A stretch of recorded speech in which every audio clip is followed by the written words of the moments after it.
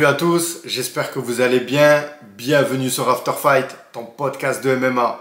Réaction à chaud de l'UFC 295. C'était quoi cette dinguerie, franchement les gars? C'était un putain d'UFC. Avant de commencer la vidéo, n'oublie pas de t'abonner à la chaîne et de liker cette vidéo. Franchement, c'était une soirée magnifique. Ça fait très longtemps que j'ai pas vibré devant un UFC depuis mon canapé. Je sais pas si c'est la même pour toi. Franchement, c'était incroyable. On va commencer par le premier combat. C'est celui de Benoît Saint-Denis. Bon, ben voilà, je l'avais dit. Benoît Saint-Denis va éteindre Matt Frevola. Chose faite. Certes, il m'a fait mentir. Il l'a fait au premier round. J'avais pronostiqué au deuxième. Franchement, ben voilà. Benoît Saint-Denis. High kick en sortie de clinch, là. C'est magnifique. Il a mis KO Matt Frevola chez lui au Madison Square Garden. C'est incroyable, une grosse performance qu'il a fait, Benoît Saint-Denis. Bravo à lui, bravo à son équipe. Et puis, il prend le bonus de Performance of the Night, c'est mérité. Donc, rendez-vous compte, il a marqué les esprits. Les gars, dans ma précédente vidéo, justement, où j'ai parlé de Benoît, beaucoup m'ont reproché d'être chauvin, de ne pas être objectif. Moi, je vous le dis, les gars, Benoît Saint-Denis, 2024-2025, la ceinture, elle va arriver. Que ce soit celle des BMF ou celle du champion, franchement, il y a la place, les gars. Il faut y croire. Vraiment, il faut y croire. Benoît, il surpasse à chaque fois ses adversaires. Et aussi, il y a quelque chose qu'il faut noter, c'est regarder cette année 2023 qu'il a faite. C'est du délire. Aucun combattant des poids légers n'a été aussi actif que lui. 5 combats, 5 finishes. C'est une masterclass. Donc franchement, merci Benoît. En plus, le discours après le fight, ben voilà, il reste fidèle à lui-même. Il parle ben voilà, de la fête nationale en France. Il a call-out Dustin Poirier, Justin Gaethje. Je crois qu'il y a Gamrot aussi. Enfin, il est toujours focus. Il veut ses adversaires et franchement, il va les avoir, les gars. S'il fallait bien faire ce qu'il a fait, c'était ce soir-là. Voilà, donc vraiment, bravo à lui. On a hâte la suite pour lui de savoir qu'est-ce qui va se passer pour lui. Voilà, je pense que le top 10, top 5, c'est easy. La porte, elle va s'ouvrir. Juste, ça va être compliqué, c'est les adversaires. Là, clairement, ils sont en train de se rendre compte qu'il y a un problème qui arrive. Il y a un gros problème qui arrive. Donc voilà, force à Benoît et franchement félicitations. Et on va passer au prochain combat dans la catégorie des poids lourds. C'était le titre intérimaire, Sergey Pavlovich contre Thomas Spinal. Thomas Spinal, ben, qui sur le papier, stylistiquement, était plus complet que Sergey Pavlovich. On ne s'attendait pas à qu'il arrive à le mettre KO comme il a fait. C'était incroyable. Moi, j'ai senti beaucoup de pression sur Thomas Spinal. On voyait son visage, il avait les sueurs avant même qu'il arrive. J'ai senti une pression. Je ne sais pas si pour vous c'est pareil, mais en tout cas, franchement, il a fait le job. Dès qu'il a mangé le premier, il a senti que ça allait être dangereux. Je pensais qu'il allait changer de niveau et qu'il allait amener au sol direct Sergey. Il ne l'a pas fait. Il n'a pas pris de risque.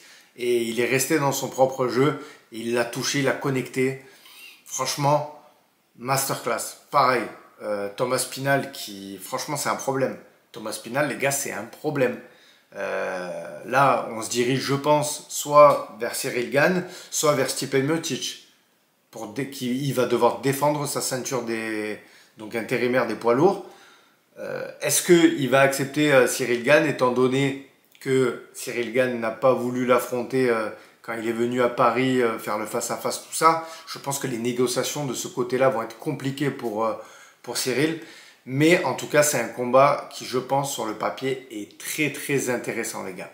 Donc voilà, donc franchement, déjà, respect à Thomas Spinal, champion intérimaire des poids lourds. Il ramène la ceinture en Angleterre. Je crois qu'il y avait Michael Bisping, Leon Edwards. Voilà, et Thomas Spinal, donc magnifique, bravo à lui, il a fait tomber la montagne russe, et ça franchement c'est respectable. Et on va passer au dernier combat, donc Jiri Prochazka contre Alex Pereira. Alors c'est un combat, je pense que pour beaucoup, on est resté sur notre faim, on s'attendait à en voir plus D'ailleurs, c'est pour ça que je pense que beaucoup vont dire le combat a été arrêté trop tôt. Mais on l'a vu, le crochet du gauche est passé, les gars. Et ce crochet sur Alex Pereira, quand il le place, il ne pardonne pas. Donc voilà, Jiri a été touché. Jiri a quand même été à la lutte. On a vu qu'il était encore présent après justement avoir essayé d'amener au sol Alex Pereira. Mais bon, il s'est pris quand même pas mal de coups de coude. Oui, il s'est relevé.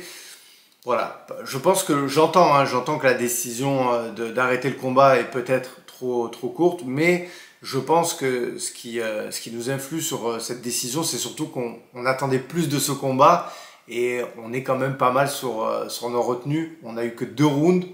On savait que ça irait pas jusqu'à la décision, mais on s'attendait à en voir plus. Voilà. En tout cas, premier round, franchement, j'ai beaucoup aimé le premier round. Les calf-kifs qu'a mis Alex Pereira à Jiri. Franchement, derrière ma télé, j'avais mal pour lui. Franchement. Ah là là, c'est calf-kick. Et physiquement aussi, hein. Alex Pereira qui était plus grand que Jiri, donc c'est du délire. Donc voilà, Alex Pereira qui prend donc la ceinture des poids lourds légers. C'est la 2e ceinture qu'il prend à l'UFC en 5 combats. Rendez-vous compte, la stat elle est incroyable. Franchement, Alex Pereira, ce qu'il a réussi à accomplir, c'est gigantesque. Franchement, c'est gigantesque. C'est là qu'on voit qu'il y a des combattants qui ont un level. Vous voyez, quand on voit des champions du Glory, tels que Cédric Doumbé, tout ça, ils n'ont pas cet ascenseur d'aller à l'UFC et d'aller aussi vite au titre. Là, Alex Pereira, ce qu'il a réussi à faire en si peu de temps, oui, je sais, beaucoup vont me dire oui, mais il y avait cette rivalité avec Adesanya. Quoi qu'il en soit, les performances, elles sont quand même là et c'est magnifique. Donc il y a eu aussi le call-out de Alex Pereira à la fin. Il a rappelé Adesanya, je ne pense pas que ce combat va se faire. Adesanya qui a dit que jusqu'en 2027, il ne combattrait pas. Déjà, c'est une chose, mais je pense aussi que clairement, aujourd'hui, il ne veut plus affronter Alex Pereira en middleweight et encore moins dans la catégorie du dessus en poids lourd léger. Donc je pense qu'on va se diriger vers un Jamal Hill contre Alex Pereira, étant donné que Jamal Hill est le champion de cette catégorie. Il avait laissé la ceinture pour cause de blessure. Et en plus, il y a aussi le scénario, vous savez. Donc Jamal Hill a pris la ceinture à Glover Teixeira. Donc il y a cette histoire. Il y a cette histoire qui va bien. Là, pareil, Jiri il avait pris la ceinture à Glover. Donc en fait, vous avez Glover qui est le partenaire de Alex Pereira. Et on a Alex Pereira qui est en train un peu de venger les défaites de Glover dans la continuité des choses. Moi, je trouve que le scénario, il est magnifique.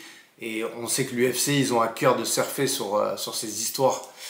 Donc voilà, donc franchement c'était un UFC de malade. J'ai pas pu aller me coucher, franchement l'euphorie il est encore présent en moi. Vous voyez, j'ai allumé la caméra, j'ai dit je vais faire une réaction, c'était plus fort que moi. Franchement cette UFC 295, je lui mets la note de 9 sur 10. Je lis vos commentaires les gars, dites-moi combien vous mettez vous. Moi franchement 9 sur 10, c'était un UFC qui m'a fait vibrer. Bon, bien sûr, il y avait Benoît, donc ça rajoutait de l'engouement à la soirée. Mais le co-main event et le main event aussi ont été sensationnels. Et j'ai pas parlé du combat de Jessica Andrade contre Mackenzie Dern. Là, c'était quelque chose aussi. Hein. Franchement, c'était quelque chose. Là, les combats des femmes, elles ont envoyé. Donc voilà, respect à elles. Même si c'est un combat que j'étais un peu plus en mode pause, vous voyez. C'est le fameux combat entre deux où on peut aller dans le frigo pour se prendre à boire. Mais sans manquer de respect, franchement, elles ont fait une belle performance. Donc voilà, c'était un très très bel UFC. J'étais moi pas mal déçu quand j'avais entendu l'annonce de la blessure de John Jones. Au final, on va le dire, on en a eu pour notre argent. Je pense que les fans qui sont déplacés au Madison Square Garden, qui avaient réservé les places pour aller voir John Jones, n'ont pas dû être déçus de cette soirée. C'était une masterclass, franchement bravo. Donc voilà. Et puis n'hésitez pas à liker la vidéo les gars, je le répète, abonnez-vous à la chaîne. Si vous voulez venir dans le club privé de l'After Fight, vous avez le lien en description. Je vous souhaite un bon dimanche et je vous dis à bientôt au prochain UFC. Bye bye.